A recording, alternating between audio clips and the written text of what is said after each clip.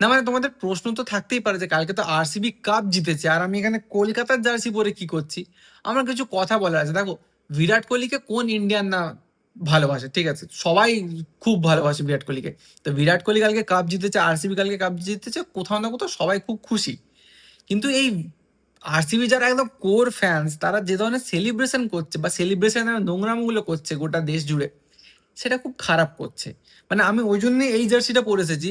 Kolkata stadium মানে Eden গার্ডেনকে best host অ্যাওয়ার্ডটা দেওয়া হলো এবারে, মানে সব থেকে সুন্দর স্টেডিয়াম এক্সেট্রা এক্সেট্রা।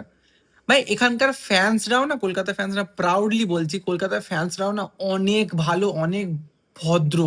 ভাই এরা মজা করতে যায়, জিনিসটাকে উদযাপন করতে যায়, কোনো নোংরামি করে না। ভাই আমি অনেকবার ক্রিকেট ইডেন নিয়ে খেলা দেখতে গেছি, ওই চত্বরে দেখেছি, নোংরামি হয় না ভাই। খুব ভালো ফ্যান বেস আমাদের, খুব ভালো। তো এটা একটা প্রাউড মোমেন্ট ফর আমাদের সব বাঙালিজ যারা কলকাতার ফ্যান। আর ভাই আরসিবির ফ্যান্স তো অল ওভার আমরা দেখতেই পাচ্ছি ভাই, দে আর বেসিক্যালি, সবাইকে বলছি না, বেসিক্যালি দে আর ছাপ্রিস।